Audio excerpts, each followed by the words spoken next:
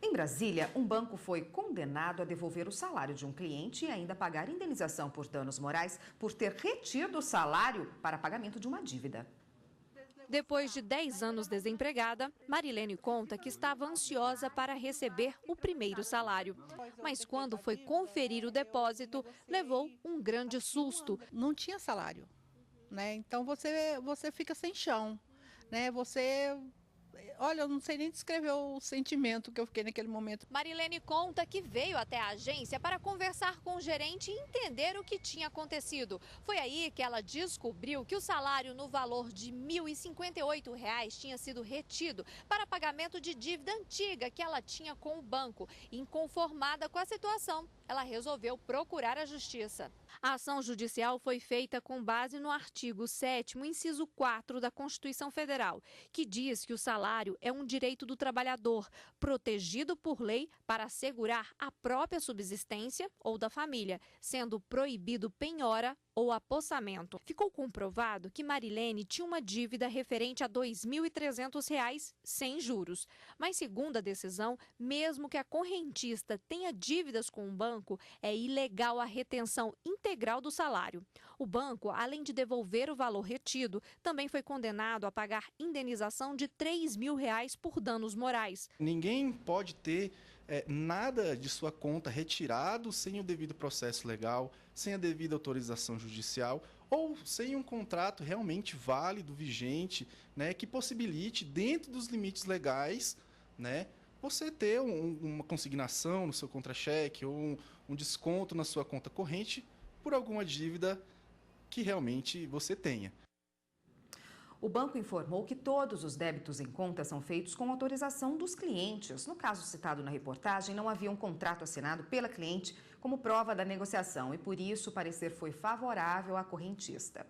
E para falar mais sobre esse assunto, nós convidamos o advogado Luiz Gustavo Mulha, especialista em direito do consumidor. Boa tarde, doutor. Boa tarde. Bom, nesse caso que a gente viu aí na reportagem, o banco pode reter parte ou até o salário inteiro do cliente para pagar alguma dívida ou não? Não, não pode. O que geralmente acontece é o cliente, quando vai ao banco, ele assina um contrato padrão, um contrato modelo, que a gente chama de contrato de adesão. É justamente por isso que a cliente, né, a jurisdicionada, logrou êxito na sua demanda jurisdicional. Então, assim, o salário é uma questão impenhorável, não tem como se penhorar de maneira alguma. E, geralmente, esse contrato, que é o termo de adesão, é um contrato guarda-chuva, onde não tem valor nenhum, não tem tarifa nenhuma, não tem realmente dizendo nada, apenas o quê? As obrigações do cliente perante o banco. Quer dizer, se ele não aceitar formalmente assinar que pode ser feito débito em conta... Ele não é cliente do banco. Não é cliente, não pode... Não pode. Ele não pode nem questionar. Vamos dizer o seguinte, eu quero ser cliente do banco X. Eu posso levar esse contrato para casa para analisar com a minha esposa? Não, não pode. O contrato fica aqui. Muitas das vezes, o banco nem fornece para você uma cópia. Ele fala, vai chegar na sua casa. Será que chega? Geralmente não chega. Em relação às cestas de serviço, outro problema muito comum aí nos bancos, alvo de reclamação de clientes. Cada banco é livre para escolher o valor da cesta de serviço que quer propor a cada cliente? O Banco Central, ele juntamente com outros organismos, eles fazem realmente a regulação, eles regulamentam realmente essa questão desses valores. E obrigam, de 2007 para cá, eles passaram a obrigar o quê? Essa publicidade. Antigamente não tinha? Tinha, mas era uma publicidade obrigatória de 30 dias antes da alteração de valor e de alteração de módulos de cesta de serviço. Atualmente, ele obriga a ser a alteração no mínimo 180 dias antes, e que uma alteração de valor para outra não tenha no mínimo, ou melhor, que tenha no mínimo 150 dias de alteração. E obriga também a somatório de tarifas daquela cesta de serviço que não seja igual ou que seja próximo ao valor total do serviço prestado. Agora, o que a gente não pode confundir que o banco também tem que lucrar. O banco ele está prestando um serviço para você. Então, o banco pode cobrar pelo estar com o seu dinheiro no banco? Pode. A atividade fim dele é essa. Agora, eu não quero nenhuma cesta, eu sou obrigado a contratar? Não, não é obrigado a contratar. Mas o que a gente verifica isso no escritório direto, o que é? O valor que você vai acabar pagando no final é mais caro do que você teria uma cesta de serviço. Porque daí o banco vai te cobrar de serviço por serviço. Vamos explicar para quem está em casa? Eu vou fazer um saque, o banco pode cobrar isso. Pode cobrar o saque. Ele está prestando um no serviço. Extrato, vai cobrar o extrato. Sim. Uma transferência. O que você é obrigatório a pagar? Você depositou o valor na sua conta corrente, você vai pagar todo mês aquele valor da manutenção da conta. Agora, a taxa de cadastro não pode cobrar. Então, uma coisa que a gente tem que lembrar bem, o banco pode cobrar? Pode, por serviços objetivos, claros e precisos, e que tem uma publicidade anterior. Eu vou mudar o valor dessa tarifa. 180 dias de antecedência ele tem que estar informando para a gente. Bom, é livre aí o banco cobrar o que ele quer, mas é livre também o cliente fazer uma pesquisa em outras instituições bancárias O Banco e saber... Central faz isso. Se o cliente quiser, ele pode entrar no site do Banco Central, já tem um ranking. E tem como ele negociar, ir lá para o gerente dele e falar, olha, tal banco está cobrando tal coisa, eu posso migrar para outro banco? Ou não, eu tenho que aceitar aquele valor que o banco impõe, se eu quiser eu encerro minha conta. É comum que nos bancos privados a gente consiga esse poder de barganha. Nos bancos públicos e federais é mais difícil, mas eu acho que o consumidor tem que ter isso em meta, né? Tem que ter esse poder de barganha sempre. E se o consumidor geralmente havia vendido uma cesta de serviço, ele vai precisar de parte daquele serviço. Mas eu não tiro o extrato da minha conta, eu não preciso, eu sei quanto eu gasto, eu controlo, eu não preciso saber tirar um extrato. Ele pode tirar aquele valor? Não, ele tem que aceitar aquela cesta como um todo e fazer uma análise do que é mais vantajoso. Ele tem que aceitar o serviço como um todo, porque ele está sendo oferecido aquela cesta. Logicamente que quando é oferecido essa cesta, o cliente tem que se antenar e tem que fazer o quê? O que tem nessa cesta? Cadê o documento disso? Aonde que está escrito que eu vou ter direito a isso aqui? E realmente guardar um documento consigo. Eu não quero, por exemplo, eu só faço DOC pela internet, eu só faço transferência pela internet. Então, não quero cesta? Ok, pague suas transferências, pague seu serviço. Se de repente ele vê, não está compensando para mim, aceita a cesta de serviço. Alguns bancos, inclusive, fazem uma questão interessante, que é pontuação. Quanto mais você é fiel ao banco, menos você paga. Então fica essa questão. Eu pago tarifa? Não pago. Por quê? Eu sou tão fiel ao banco que o banco acaba zerando esse valor. Muita gente aí tem esse dinheiro, esse valor descontado na conta e não vai nem ao seu gerente, nem ao caixa, não vai tentar saber o que é aquilo. Ele tem esse direito de saber o que está sendo descontado e o que ele tem de serviço garantido ali para poder usar também, né? Sim, com certeza. E é bom a gente lembrar que já surgiu no escritório alguns casos, por exemplo, a conta está inativa há 3 anos, 4 anos. A pessoa entrou no Serasa. Ora, mas eu não mexo nessa conta há 3 anos, há 4 anos. Eu estou no Serasa por quê? A gente vai pedir um extrato da conta, a gente vai verificar o quê? Que é a taxa de manutenção de conta. É a taxa do serviço que você não está usando a conta. Isso é legal. É completamente legal. Então, o que tem que fazer? Procurar o gerente, conversar. Tirou? Tudo bem. Não tirou? Vamos procurar o Poder Judiciário. Procura um advogado, constitui e entra com demanda judicial. Tá ótimo. A gente continua nesse assunto no próximo bloco. Só um minutinho, por favor.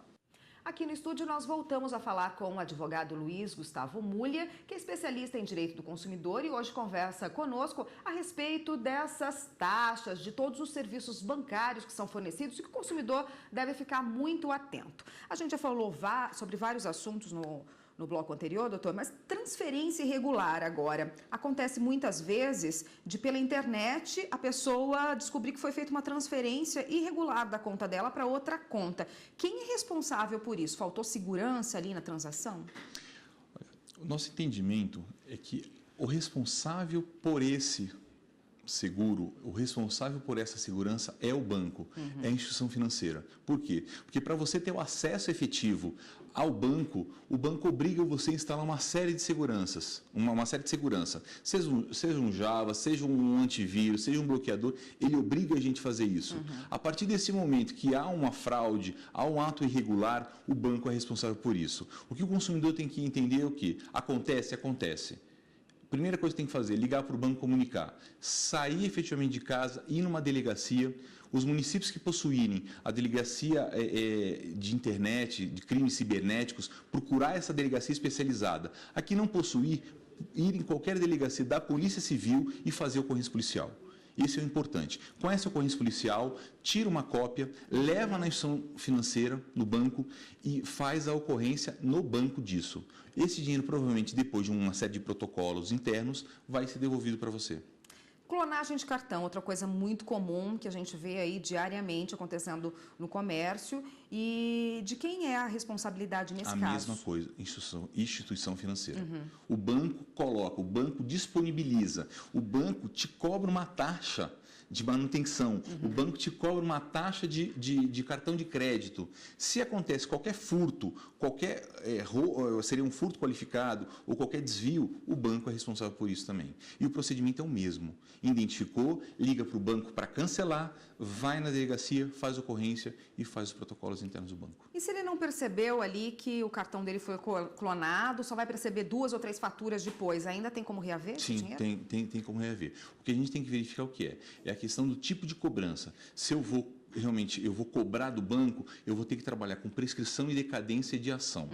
Eu sempre procuro não incentivar uma demanda judicial, mas sim conversar com o banco, tentar criar um clima amistoso. Converse com o gerente, gerente, eu não verifiquei isso, veio um valor errado, eu paguei, tem como você me estornar? Se efetivamente foi detectado, o banco vai devolver, mas às vezes o banco não devolve. Aí sim, procura um advogado e vamos realmente para a demanda judicial. Mas o procedimento é sempre o mesmo. Identificou um erro, o banco não quer fazer, ou de repente o caminho vai ser realmente polícia, ocorrência policial. Vai ser instaurado um inquérito, procedimento administrativo de cunho investigatório, e aí vai achar realmente quem foi o culpado.